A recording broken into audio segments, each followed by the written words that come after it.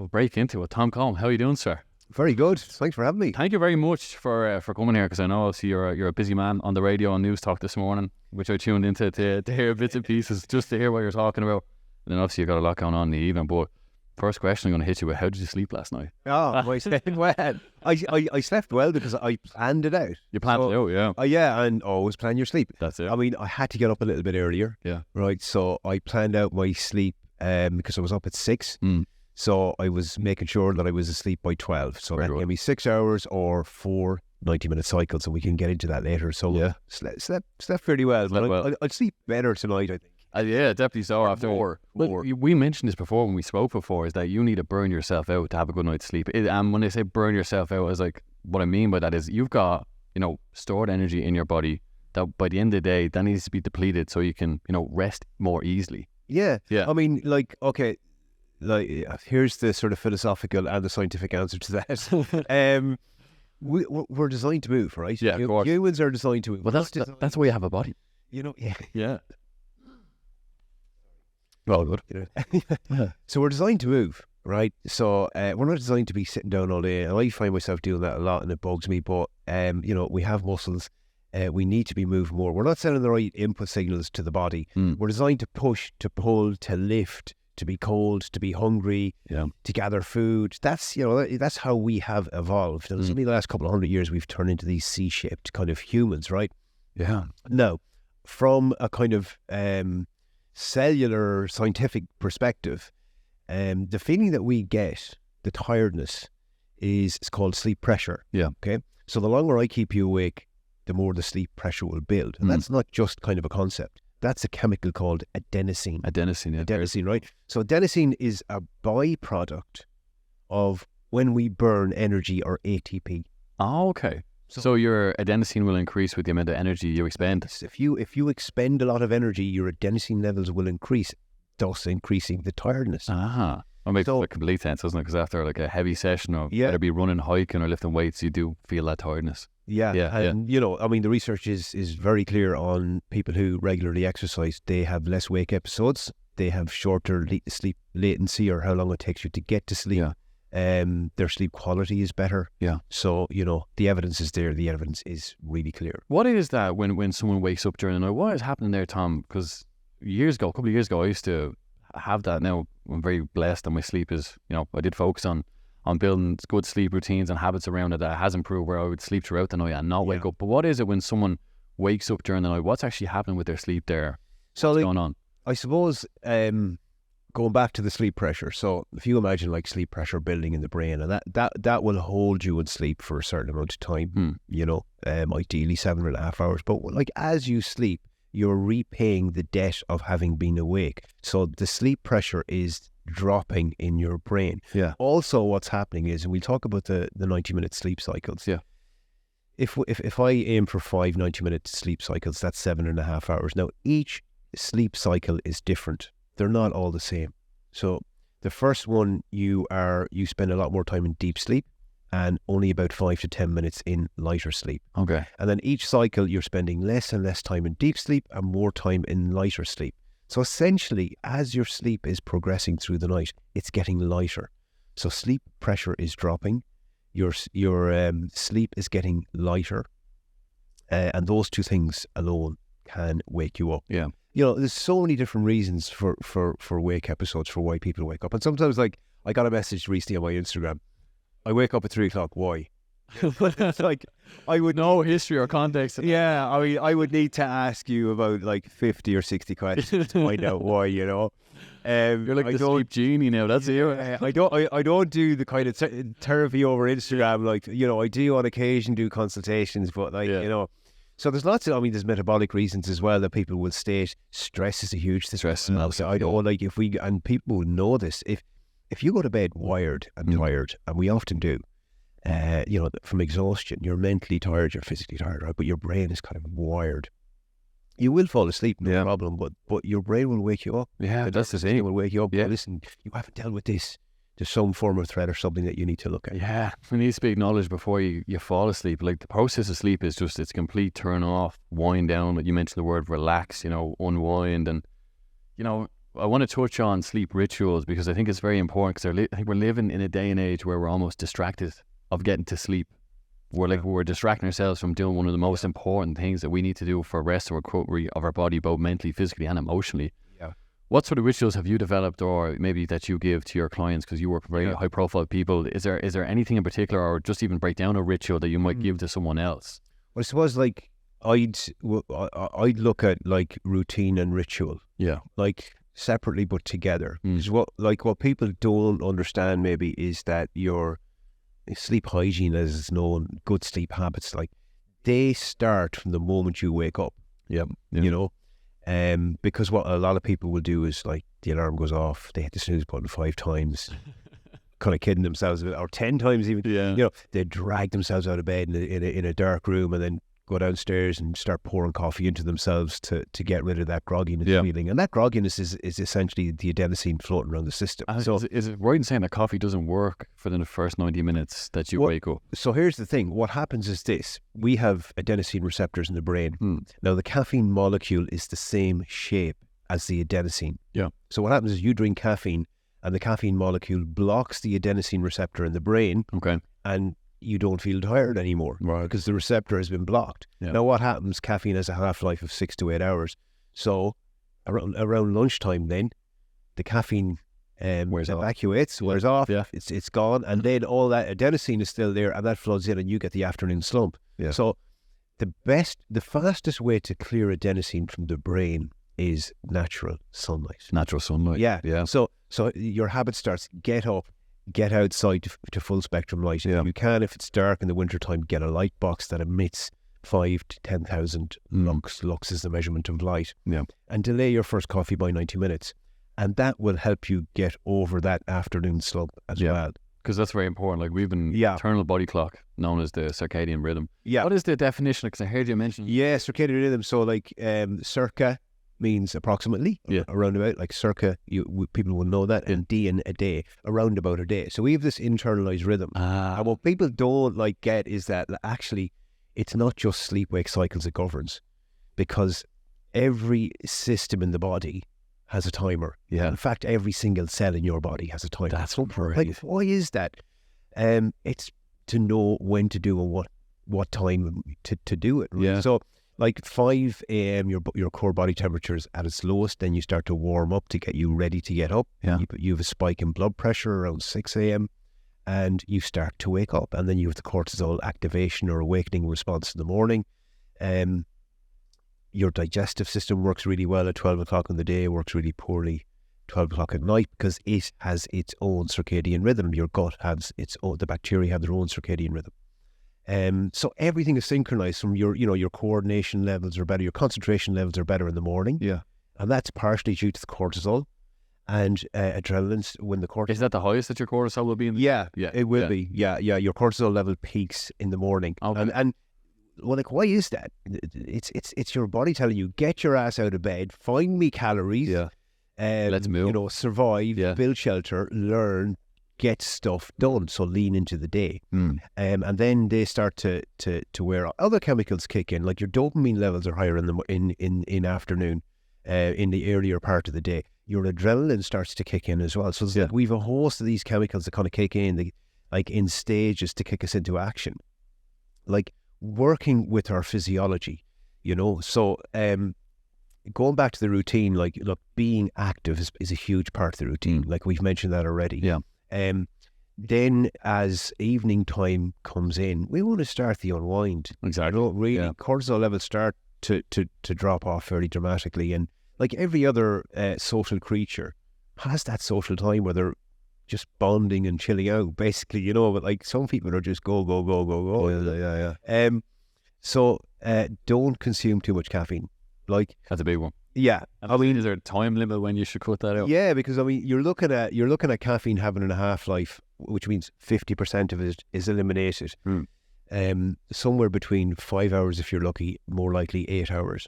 Depending on your genome, some people have a genetic mutation that they can process caffeine quicker. Some people have higher tolerances to it. But just like doing a practical example, if I have a big, strong cup of coffee at 3 p.m, that's the same as me having half a cup of strong coffee at 11 p.m. Like, you wouldn't do that, but yet people drink tea and coffee, 5, 6, 7 o'clock in the evening. So is tea something you should avoid in the evening?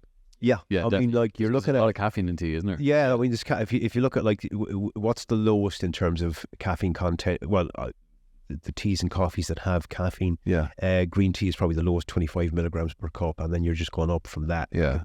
Strong cup of coffee can have 100 plus milligrams of coffee. That's a lot, yeah. Yeah. So like, now here's the thing: some people are like, "Wow, I can get to sleep." Caffeine disrupts the sleep quality or how deep you will go in sleep. Well, it makes sense because it's obviously, like you said, affecting the adenosine receptors, which is, keeping you more awake. Yeah. Where you're trying to wind down and get. I heard you describe, and I think it's a great description of what sleep is. It's just the ultimate process of letting go. Yeah. And it is, isn't it? Right. Oh, it is. Yeah. I mean, like, so much of sleep is like, okay, it's a physiological process, and I can explain those things, but it's a psychological process. Yeah. So the social intimacy, whatever, all those things feed into it, security, but when we think about it, it is letting go. It's letting go of the day, letting go of what I didn't get done, what I should have get done, what I have to do tomorrow, letting go of your hopes, your dreams, your anxieties, your fears, all that stuff. You have to, because it's a fascinating process when you think about what sleep is, because you're just unconscious. Yeah. For 9 hours, hopefully 8 or 9 hours. Yeah. Where do you actually go? It's like, I heard a great description of it recently it was actually a rap song by Nas. Yeah. He said sleep is a cousin of death. And I thought it was brilliant, because when you fall asleep, you have no concept of time. You're just in this vastness of, I don't even know how you describe it, because it's like, where are we going when we fall asleep? Yeah, we shut down that prefrontal cortex activity, which is the kind of governor in charge of logic and reasoning and thinking and everything else. Like the activity in that, if we look at sort of brain activity, kind of shuts down. You know? Yeah. And like, it really, it's a chance for the subconscious to take over and sort out the emotional content of the day. Yeah. And dreaming is a huge part of that emotional regulation, really important. When you dream, it's also a chance that you can rehearse threats without having to actually follow through. Yeah. Well, what do you mean by rehearsed threats? Is this?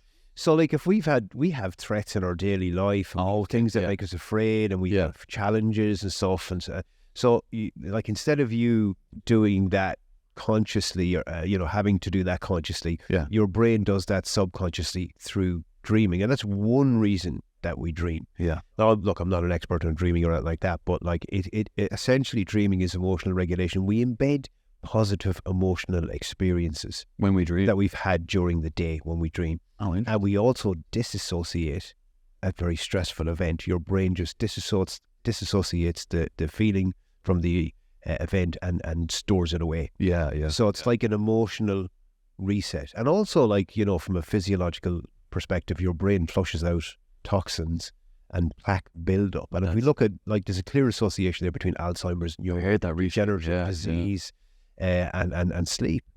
So there's so many processes going on, like physical, and we haven't even touched on the physical stuff, like on the hormones or stuff like that, but like, there's so many processes going on that are essential for maintenance. Like, there's no creature that or machine that just goes 24 hours. We have to understand the value of sleep. Yeah. No, it's fascinating. Is it true as well that when you fall asleep at night that your brain shrinks down in size? Is that true? Well, I would probably say the opposite. Really? Yeah, because you have this flushing happening with this spinal cerebral fluid is pushed into the brain to flush out the toxins. Okay. That's why we have channels in the brain. And that's why it's important to sleep on both sides, left side and right side. No way. It's easier, for that lymphatic drainage. So I would say the opposite. We're pushing fluid up into the brain to flush out, because the brain doesn't have its own lymphatic system. If you look at a map of the lymphatic system of the body, your lymphatic system is so important. It's part of your circulatory system, your heart health, and essentially your lymphatic system. The drainage system, isn't it? Yeah, it cleans the blood, and it stores a lot of. It's a big, huge part of immune response. Your lymphatic system. But if you see a map of it, it doesn't extend to the brain. Wow. So it stops at the neck, the jaw, right? So the brain then has to clean itself, flush itself out, and it does that during sleep, and primarily during light wave sleep. So that's fascinating. Yeah. Jesus, that's incredible. It's just what a system we have built inside of us. Isn't it? Yeah, no, it is. It blew my mind. I mean, I started like digging into this stuff like more than 10 years ago, you know, and because I started working with some fairly high level athletes, and I became obsessed with recovery. Like, okay, what do you do? And I was thinking like nutrition and psychology, you know, like what's the magic bullet, like, you know? And it was like sleep. Have you noticed since you have like an emphasis on your sleep now that your life has, you know, has it improved in quality? Oh yeah, I mean, like because I would be that type of go. Yeah. Very hard to switch off my mind. Like I can't be consuming stuff online too late because I go down rabbit holes, or, you know, so I have to be careful around that. But certainly, like I've definitely become a lot more aware of my own sleep and how to tune it, and how to manage it, because it's rarely we just fix that. It's really a fix for people. You know? Yeah, it definitely is. And I just think it's just one of the most important things you can do, especially from an energetic standpoint, because if you've ever noticed, if you get a bad night's sleep, the whole day you're just waiting to get back to bed to recover that sleep again. So if your sleep's in tune, you can be definitely a lot more productive with your day. Yeah, well, I mean, every single research study backs this up. Yeah. People who kind of regard sleep as a waste of time, we've had those people in history. Yeah. You know? Well, probably died young as well. Yeah, they did. I mean, like the classic people that get quoted to me was like kind of Ronald Reagan and Maggie Thatcher and Churchill. They all died of Alzheimer's. There you go. Yeah. They weren't to know though right then. No, they were just kind of new with sleep, isn't it? I mean, if you look at the span of it, it is absolutely. Scientists used to just think, oh, nothing happened. You just kind of switched off. Nothing happened, and it's only kind of in the last 100 years, and even recently, there's still incredible stuff coming out about sleep. You know, that we're still learning today, so it's just amazing. Yeah. Well, for me, that kind of kicked it off was that famous podcast of Joe Rogan and Matthew Walker, and I think that blew everyone's mind, just the importance, and him highlighting just you need sleep. I probably said changed so many people's sleep patterns. Just getting back to it, Tom, just rituals. Is there anything, one thing in particular that you do, you know, that just kind of stands out for yourself? I definitely find that the daylight viewing has an impact. Like the three kind of key things here, like I'd pick out, like this is simple stuff, 5 to 10 minutes in the morning, outside, afternoon, the same. So get outside a few times, tell your brain, tell the suprachiasmatic nucleus what time it is, because that is the governor of all the systems. Yeah. So that's the first thing, the life thing. Exercise. I mean, like when you exercise, you just sleep better. Yeah. Right? And then the wind down, so important, especially the cognitive mental wind down. Yeah. Like we're really good at the physical wind down, and like people end up lying on the couch going, I'm relaxing, and they're scrolling. That's stimulant. That's stimulate. They're not relaxing. So get that. And an eye mask. Eye mask, Eye mask. Yeah. Just like it will blow you away how quickly. First night you wear, your sleep will be better, guaranteed. So simple stuff, the mental wind down, the eye mask, the light viewing, and the exercise. Yeah, the eye mask is brilliant. Actually, shout out to Des Kelly. They did send me out one when we were doing their campaign, the Des Kelly's campaign. But the eye mask is so key, because like you touched on there, like when you're in darkness, light is then the stressor when it's coming through, and that will activate your cortisol, where if you're just in complete darkness, I definitely feel you're prioritizing your sleep, or you're getting to deeper stages of sleep because you've that just blind over you. Yeah, I think like it shuts out the world. It's kind of part of the ritual, right? I'm shutting out the world now. I feel like that. I feel like when I put on my eye mask, I'm shutting out the outside world. Yeah. Now it's telling my brain to completely switch off and let go. And then, you know, the light. And like there's been research on this. Like Russell Foster, so he's the head of neuroscience in Nutfield Institute, Oxford, essentially, right? He wrote a book recently about sleep. I was lucky enough to be on a panel with. Seen that. In 2018, but he cites the work of Josephine Rent, who says that 97% of shift workers don't adapt. The 3% that do are oil rig workers. Okay.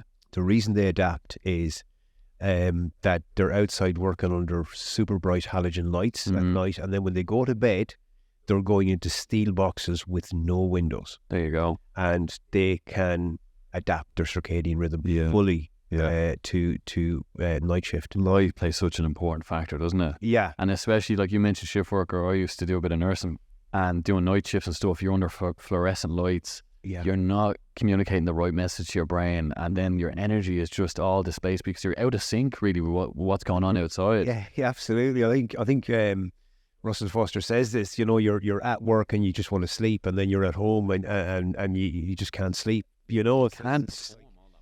And I think, like you touched on it, everything inside our body has a natural clock. If you're out of alignment with that natural way, it's just you're going to be able to sync yourself. Yeah, absolutely. Completely. You touched on, excuse me, cough. You touched on the eye mask there. Is there any other routines I've heard, and something I actually use as well that I love doing is breathing properly when I sleep. And the only way I can guarantee that happen is if I put mouth tape on at night. Yeah. Is there much you've looked into about nasal breathing or breathing effectively? Like look at the work of James Nestor. Look at the work James Nestor, yeah. Yeah. Patrick McKeown. Big fan of him as well, yeah. Yeah. Great stuff. I'm a fan of mouth tape and do you do it yourself? Yeah. I mentioned it this morning, but like Patrick McKeown done work with UL, University of Limerick, a few years ago on snoring, and mouth taping was found to reduce snoring by 70%. There you go. Saving a lot of people getting divorced. Yeah, absolutely. Yeah. Or trying to smother their partner. Yeah, definitely so. But I think like there's so much out there, right? There is so much out there. All right, when it comes, like, have you seen the explosion in sleep products, sleep aids, supplements? It's massive. It is huge, and like, there's a lot that links in to sleep, and like sleep links into everything. Because I think I said to you, I kind of realised I'm not a sleep coach because you were saying, I call yourself then. You're obviously a sleep expert. Yeah, and I kind of joke about it because like I don't go into people's bedrooms at night and go like, you're doing a great job, more REM sleep, keep it up, They don't like that when that happens. No. So, like, I kind of look at everything they're doing during the day because that's what's going to inform your sleep. Like, exactly. People come to me with, and some people have sleep disorders, medical sleep disorders that they need to identify and do something about. Yeah, of course. A lot of people who come to me, they have lifestyle choice issues that they're not aware of. Yeah. And that's disrupting their sleep. We'll talk about the process of sleep next. You're probably tired of getting this question. Tired of getting the question. But sleep cycles, and we touch on this, like different stages of sleep. Like, what's actually happening when you do drift off and fall asleep then? So, like, it's a ramping down of activity, essentially. Like, we kind of phase out. We go into stage 1 sleep. So we can get a similar brainwave activity through meditation. Oh, interesting. Yeah. So people say, I can't nap. Well, you can sit down and chill out and get the same brain. If I measure your brainwave activity, it'd be the same signature as stage 1 sleep. So it's beneficial for you. Then you go deeper. What happens is your core body temperature drops, your heart rate drops, your blood pressure, your respiration rate, your muscles relax. So you start going deeper, stage 2 sleep. And that, like, usually with people, that's probably up to about 20 minutes, 30 minutes. Then you go into N3, N4 sleep. That's the deepest stage of sleep. And that's the stuff that we all love. People love really deep sleep. And then you come back up and you dream, and dreaming is REM sleep, and it's light sleep. And then that's your 90-minute cycle. Now, most of the physical restoration that's happening in the body through your sleep will be happening in deep sleep. Yeah. Like, your brain secretes growth hormone while you sleep. I mean, it's all these autonomic processes that are happening you're not even aware of. Like, that's so great. If you had to remind yourself to, you have to secrete growth hormone at 2 o'clock in the morning or whatever, Sometimes you just feel like you're just living up here. Yeah. All this is going on. Like, it's just, I think it's just so interesting. All these systems are built into you. Yeah. They're just working. Yeah. So you can be better and better. Yeah. They're all just like looking after themselves. Exactly. They're ticking away. Like, we're trying to mess them up, we want to help them. So, like, your 90 minutes. So, like, as the night progresses, each 90-minute cycle is different. By the time you reach your last 90-minute cycle, you're dreaming for up to an hour.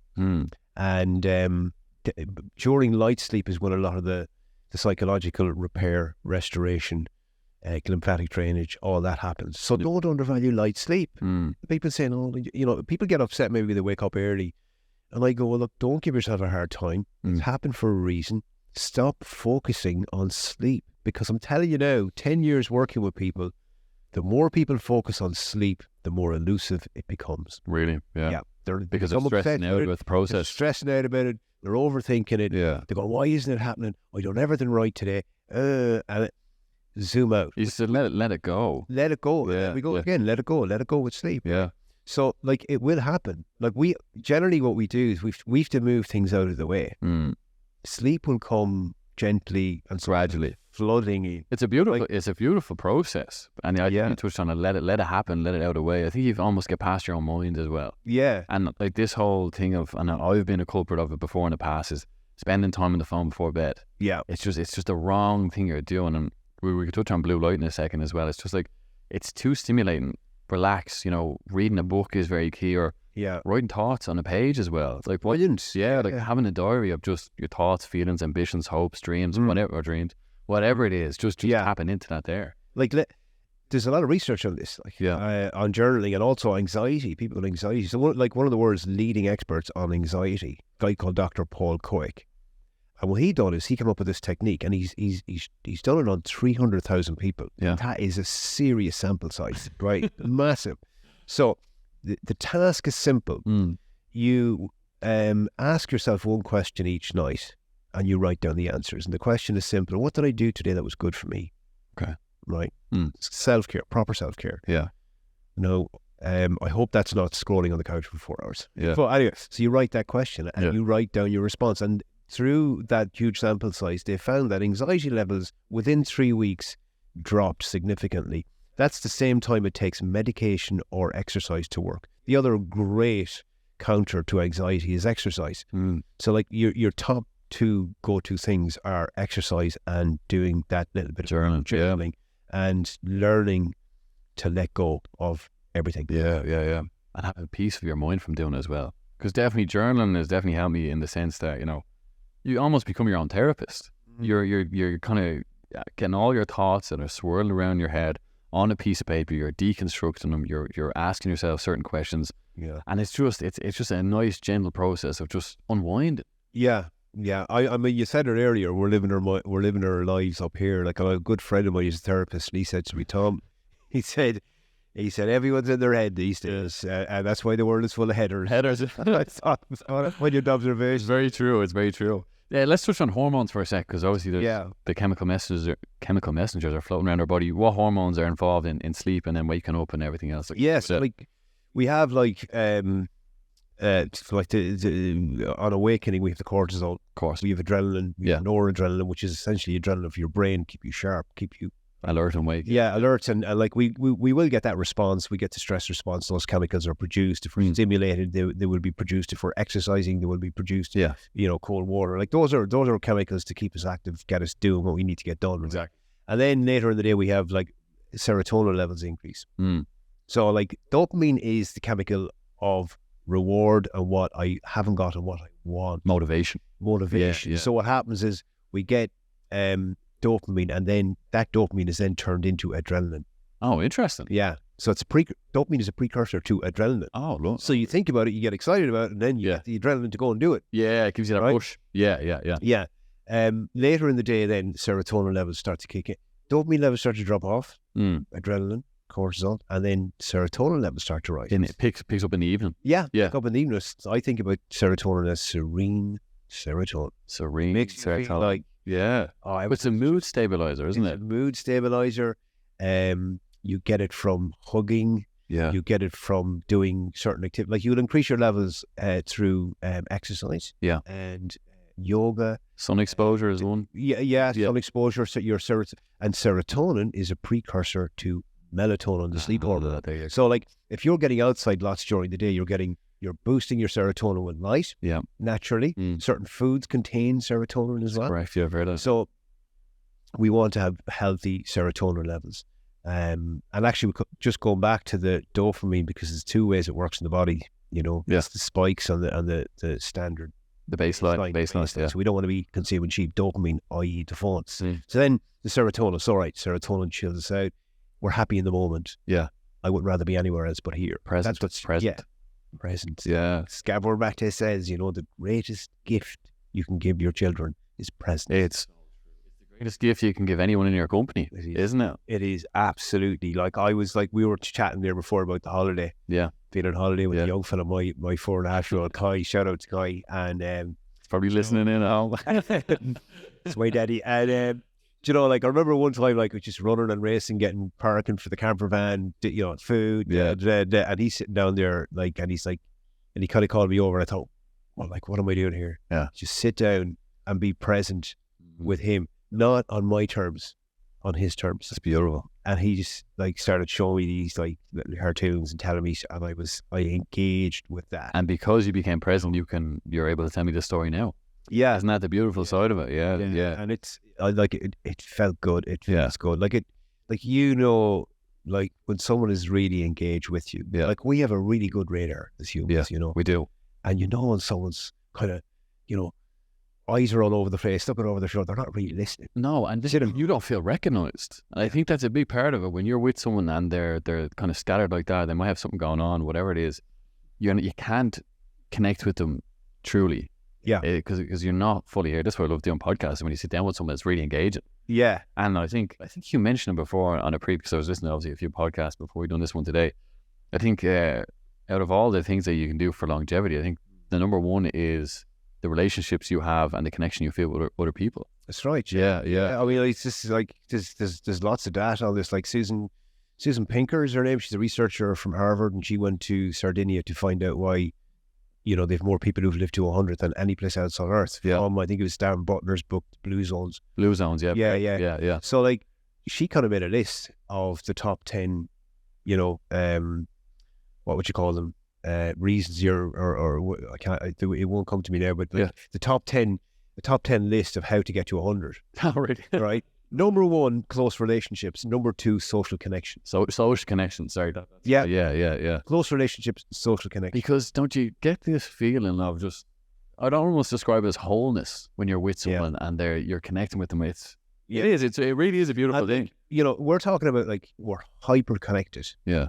And we are so far apart. So, and like age of social media is probably the most disconnected we've ever been with one another. Yeah, I'd almost say. Yeah, no, I agree. Like I talk about with people. I talk about the three currencies: time, energy, and presence. Yeah, time, energy, and presence. I love that. So, like, how are they in your life? Yeah. If you find that you're under time pressure, constantly under time pressure, energy levels, you're fatigued, you're tired, just don't have the energy.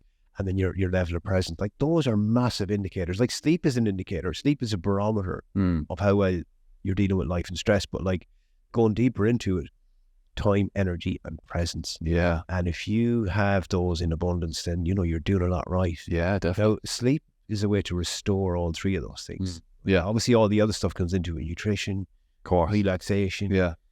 All the other stuff. Yeah. You do need a level of presence, even falling asleep. You know what I mean? You need to feel that you become relaxed as well. Yeah. That feeling of relaxation. I have to say, it's something that Get back into the body. Get back into the body. But I actually love the process of just unwinding. Like, I love getting up in the morning, that rush of energy to go and do something with the day. And then I love the process, the complete, black and white. The opposite is that winding down process and just becoming nice and chill, relaxed. Yeah, and a great way to do that is coming back to the body. Yeah. Like, I mean, if you talk about stress and anxiety, you're usually in the past or the future. You're not in the now. Exactly. And again, using the breath to come back to the body. The breath is powerful. Has there been many studies because you've mentioned so many so far, is there many studies you've looked at in terms of breath work and sleep? I'm guessing there's a connection there. The reason why I say that is because you have the ability to regulate your nervous system. Yeah. We do. Like, we think about like your emotion and your breathing. I mean, they're so connected. They're so connected, massively connected, and it's one of the levers we use to calm the nervous system down is breath work. And I love this one because it's like you will have heard Andrew Huberman talking about the physiological sigh. Yeah. The double inhale and a long slow exhale. Like I was watching rugby or GA or something recently, and just watch a guy taking a free or watch a guy like slows it down. What did they do? They do exactly that without even thinking. Why? Because it's built into our bodies. Yeah. Animals have it, humans have it. Yeah.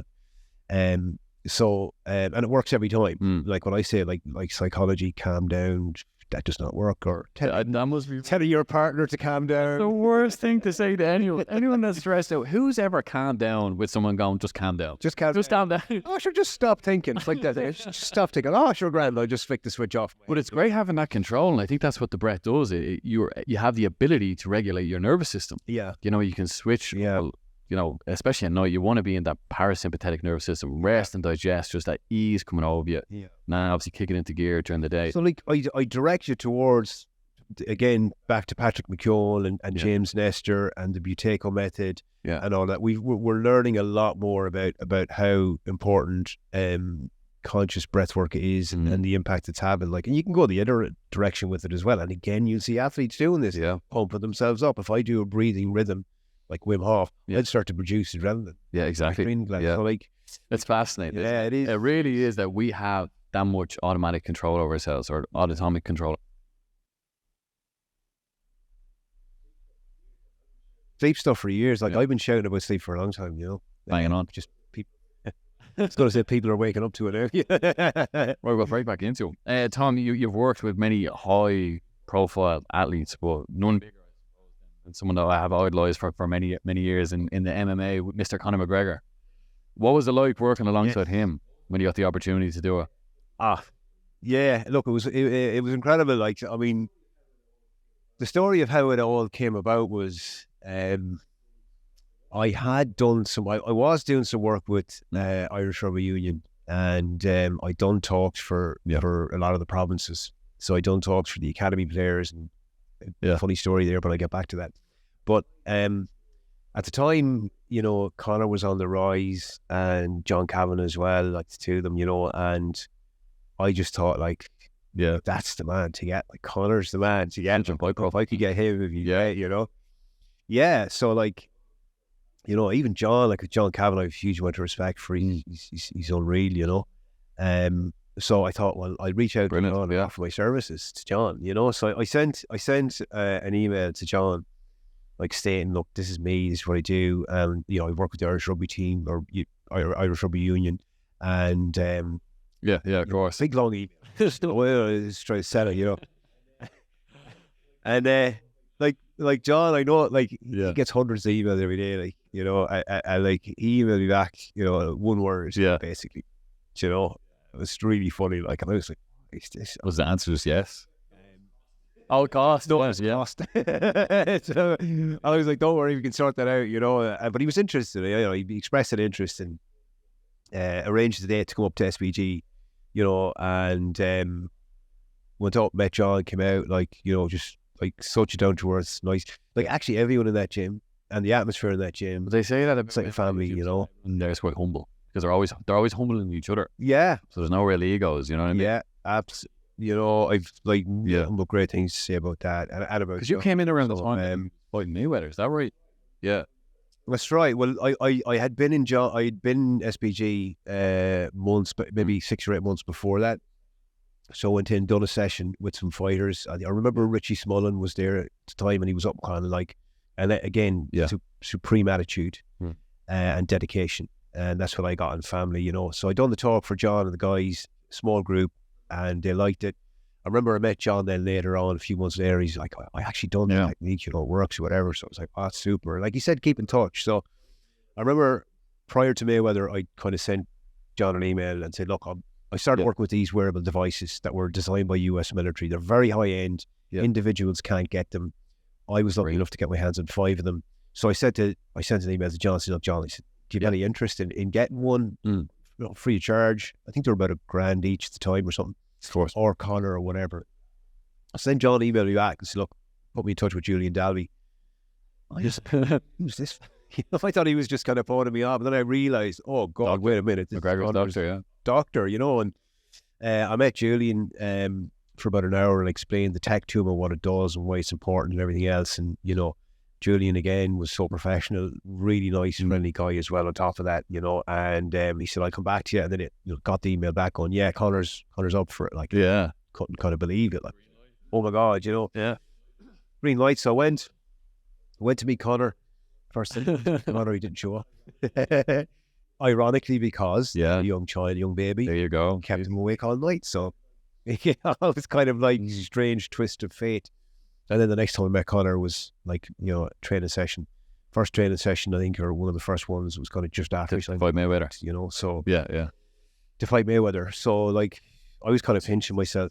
You know, I was mad, like I was mad to meet him the first time and all that, like, and you know, all the stuff going on. And then like I was invited to the training sessions and it was like security there and you know, it was closed off.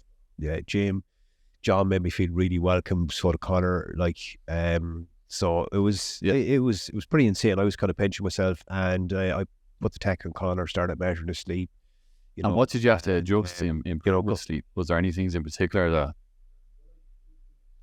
well, like his numbers were decent enough. Just trying, like, you know, the value of sleep, understand the value of sleep. You know, and make, because like we all want to train hard, and Conor's a machine. Like when it comes to training, he's an absolute machine. He's just like train. You know, and I was trying to get him to put a break on that nearly. Say, listen, like this is like I said, you know, how long are the between rounds? Do you get to rest? Like, oh yeah, you know, it's like whatever it is. Yeah, you need it's your sleep. You know, it's like a punch. You know, you draw back to a punch. You know, you get more power, and it's like even reaction time as well. Get across, like. Yeah, reaction. Well, here's the thing: reaction. Like that's why the tech I had was so valuable, because it could predict your reaction time, because it was designed for fighter pilots. Now, if you make a mistake in one of those, that's life or death. You know, it's life or death. So, like mental fatigue. If you're mentally fatigued, it gave me a predictive model of reaction time, and I could even tell you your reaction time is going to be down. I know it will be, and it would be. You know, and so like that, if you could measure it, you can improve it. So that's why, you know, that's one of the reasons why I was kind of called in. So like, it was great. Like it was something unique. Yeah. Conor was so nice to me. You know, he was polite. He made me feel part of it. You know, it was nuts to be high-fived every time he came in the door. Incredible. Go around to everyone, security guys and whatever. And he's like, if you want pictures, no problem. So it was, you know, for the few months, it was always unbelievable. Julian was lovely. John is a gentleman. Just a great kind of unit to be part of that. And I kind of, you know, I pinched myself. I kind of seen the documentary recently, started looking at it, like, and see what a global superstar he is, and go, I kind of forgot. I'm kind of going, that's incredible. Because he's probably one of the biggest people you may ever work with in terms of, you know, stardom. He's just... Yeah. And was a previous conversation we had before, you highlight the importance of all the sleep to him by, was it a tattoo he had in his body? Yeah, like, you look at the tiger. Or the line of the tiger, you know, the tiger spends like 23 hours a day not doing much, sleeping, resting, chilling out, and then like when they go into action for fighting or for like it's pretty ferocious when they go at it. Like they go, like, you know, that's the analogy I was trying to use with Conor. It's personal as well, personal. So you go, oh right, yeah, personal analogy. Danny, talking about idols, I was touching on McGregor there, but we'll just seeing from your own Instagram, you met one of your own idols. I don't know, maybe you would call him an idol. Mr. David Goggins. Yeah. What was it like to... Oh, yeah, David Goggins. I mean, just... Oh, it was incredible. Like, you know, on many levels. His message, all the messages he had. And I was so thrilled because during his talk, somebody asked him about what's the most... Said that, yeah? There you... Yeah, Goggins said, sleep, man. Sleep is the number one most important thing. And I just thought... I was like jumping up and down going, yes, David, yeah. And I was lucky enough to have a meet and greet with him, you know, after. So like, I asked him, I said, can I do a stare off with you? Can I look in your eyes? I wanted to look into his soul, you know, and like, oh my God, you know, incredible, just incredible strength there, along with humility. And I love his message because he has compassion, but we mistake compassion for something. We do so, yeah. Poor you. Like, you know, if a drug addict or an alcoholic comes, like, compassion is not sometimes giving softy approach or giving. No, it's compassion is setting them on a very clear, strict path of discipline.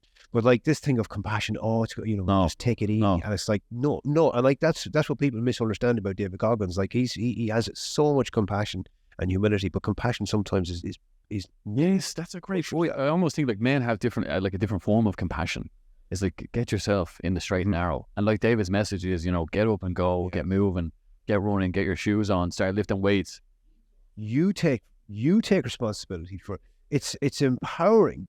And for all like the younger guys out there, Jordan Peterson says the same thing. You know, you know you can do better. So let's start. Build it up. Small, but bloody hell, make a start. Stop you need them leaders your way out of it. on it there, taking action on it. That's what I love about David Goggins' message as well, is like, get up and get the fucking work done. Just go and do it. Go and do it, because we don't need that. I think definitely in the world we're living in nowadays, where masculinity is kind of fallen by the wayside, we need leaders like him to stand up and take action. Yes. Yeah. And get moving with your life. Because and the amount of guys there,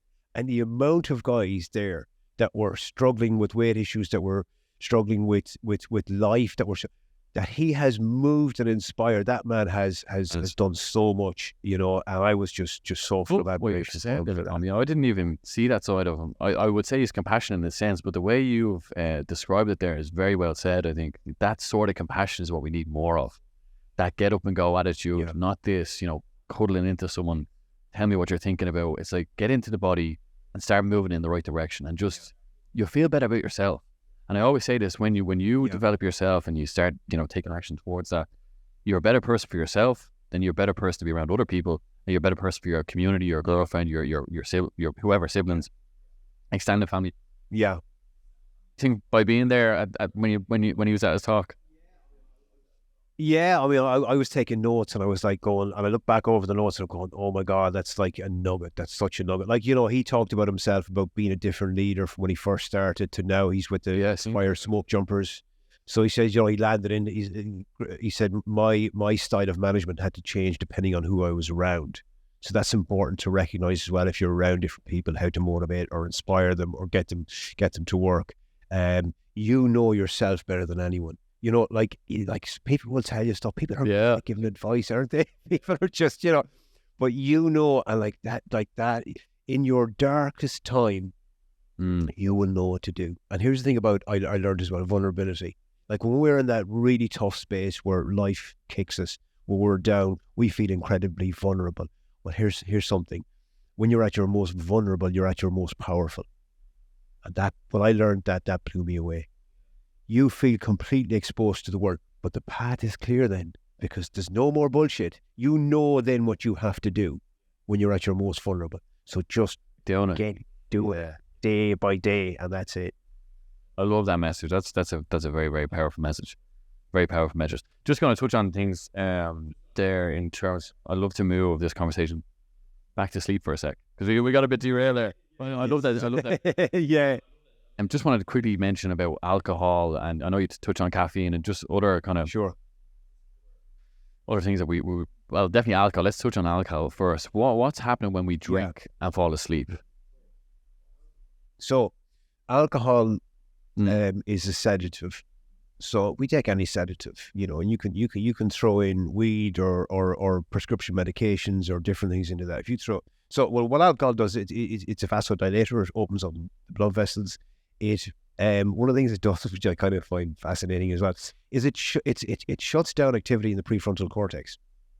Right, so your prefrontal cortex is like the governor. It decides what's the sensible thing to do, because your emotional brain and your powerful instincts, whether you're male or female, might tell you to rip someone's head off in traffic, or to the instincts, and it can be the sexualistic. So we've this instinctual side that needs satisfying, right? But your prefrontal cortex goes, no, I don't think that's a good idea. We tone it down a bit from that, right? And it's in charge of planning and problem solving and short-term memory and all that. So one thing alcohol does is it shuts down activity in the you're not going to make prefrontal cortex, and then you're not thinking. So you're not really thinking about your prefrontal. Yeah. Exactly. Yeah, so your prefrontal cortex just goes, do whatever you want, lads. I'm drunk, and you become a bit maybe unruly, or some people do, right? But anyway, so it shuts off the thinking part of the brain, or it ramps down that activity. It opens the blood vessels. It relaxes you. You become more sociable, and people find it easier maybe to fall asleep because their mind isn't racing, right? Or the mind isn't doing all that analysis, so it's easier to fall asleep. But what happens during sleep is that it disrupts the quality of your sleep, and it interferes with REM sleep. So REM sleep is where we dream. Critically important. If we stop you exercising, moving, eating, or sleeping, you die from lack of sleep first, and we can't survive without REM sleep. We need it. And that's why alcoholics get tremors, because the alcohol suppresses dreaming so much that their brain is forcing them to dream while they're awake. and it goes into a spasm. So alcohol, unfortunately, you know, I mean, look, have your beer or wine or whatever, but like overconsumption is and becoming reliant on it. And if people pass out from too much alcohol, and I put a polysomnography hat on which measures brainwave activity, it will tell me that they're out of consciousness. They're not technically asleep. Yeah, they're not technically asleep. They don't have the brainwave signatures of sleep. They have the brainwave signatures of someone who is out of consciousness. And that's why they wake up and they're still wrecked tired the next day, because they technically haven't slept. It's very... Yeah, so alcohol... just watch it. I mean, look, enjoy your drink now and again. I don't drink, but like enjoy your drink now and again. Yeah. Is that a discipline thing that you don't drink yourself? I tried it like when I was younger, and I think it's a great thing. I just didn't see if you, the same thing every weekend, and it was like, but you have a lot of life about you anyway, so it almost take away from what you're doing. Yeah, I mean, look, not bad for an old fella, like, but like I love being active. I love connecting with people. Like, I don't need alcohol. It does, like, I don't even think about it, to be honest. You know, I never think, like, I can get up and dance. I can get up and speak on stage. I can connect with people. I can go on the... You do what you love to do. And that would just kind of take away from what you love doing. And is there anything about weed in particular that how it affects sleep? Is there anything you know about?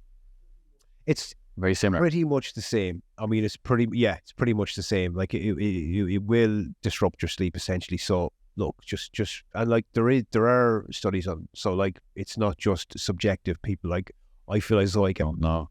The only reason why I say that is over the lockdown, dabbled in a bit of smoking weed at the time, and I was actually wearing the Whoop strap. So obviously I was getting the feedback of the data the next morning, and there's no deep stages. Well, what is it though? If you're not getting deep stages of sleep, you're just unconscious. Is it just you're in lighter sleep? Yeah. You're just not going. Like, you need that. Your brain regulates that mix of light, slow wave and fast wave sleep. And if you've interfered with it chemically, then it's going to disrupt it, and you're not going to get the levels of repair. I mean, your grey matter to white matter in the brain, your level of intelligence is impacted by equality. So like, if you're messing around chemically in the brain, we're so aware of this stuff, don't you? You really do, and especially generation as well. It's knowledge that needs to be known. You know, alcohol and weed, and it's affecting your sleep, which is going to affect the rest of your life. It definitely is. Yeah. Just to bring this to a conclusion, I've been loving the conversation, Tom. There's a hypothesis by Matthew Walker that I heard on a podcast, and I just want to discuss it with you before we finish up. And it's basically, he said, now it's a hypothesis that he can't prove, but his hypothesis was that once upon a time, we were beings that were just asleep and evolved to wake up. And I think when I was thinking about that hypothesis, I was thinking, that makes a lot of sense, because sleep is so integral to our health and our wellness and our vitality and our energy. What does that hypothesis mean to you, if it means anything at all? It is crazy, isn't it? It's nuts, because it is. Like, here's the crazy thing, right? Because if you ask the simple question of why we sleep, scientists actually can't answer that definitively, because they don't know. They don't know how it evolved, or did it even evolve?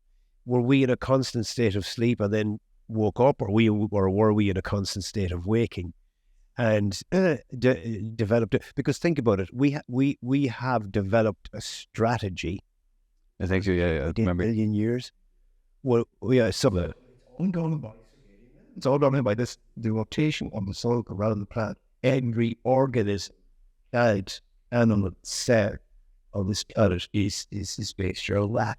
Right? Now, the strategy, though, we have two very opposing environments in the deal, and some creatures are dire, and other creatures are not, or related to join like out. Now, energy, the species, and some species sleep for 22 hours, some species sleep for as little as 2 or 3 hours, depending on many factors. Yeah. So it's like, we had to decide, so that evolutionary standpoint, we just like, what strategy will we offer here? Yes. And we'd be wake up today, and predators, and whatever they be. And then that's the best strategy. You try to keep safe at, like, get it to make a fire. And sticking around to get social views, etc., etc. But it's absolutely fascinating to say that we could be, or always I then just kind of well, imagine waking up the first to be. that'd be great. It is even like, But that's what happens almost like every morning. You know what I mean? That process of yeah. where do they go on a period? Yeah, time, like you said it earlier, time, that's time, and as no we in when you create, we have more concept of time. That's the yeah. So it could feel like, you know, days, or could feel like minutes, and they like the opposite, you know. And the other theories about sleep are the more, you know, Russ Foster talks about this book is that, you know, by phasing sleeping, having 2 sleeps. I heard it's like this with this theory that this used to happen in society. Yeah. You know, that you used to fall asleep when it got dark and then woke up at maybe 1 or 2 in the morning, stay late, do a few jobs, and then sleep again. So your second sleep. So that's another kind of like theory. And but you hear many, you know, whether we talk about and Cristiano Ronaldo sleeps. I've heard that before. Yeah. I'm not sure when we believe that, right? Well, see, You wouldn't get a lot done with your day, but you're better off enjoying up sleep. yeah, where But it's the awareness of sleep we're learning more and more about, and like I try keeping top of it, the findings and the research of that, and there's so many avenues from a sports performance perspective to menopause and women to children. It's just endless. But I love trying to help people. yeah, Love for that. Well, definitely so. We can see it. No, it's a fascinating subject. It really, really is. And just want to say, Tom, thank you very much for joining today. My pleasure. Thanks for having me, James. No problem. All the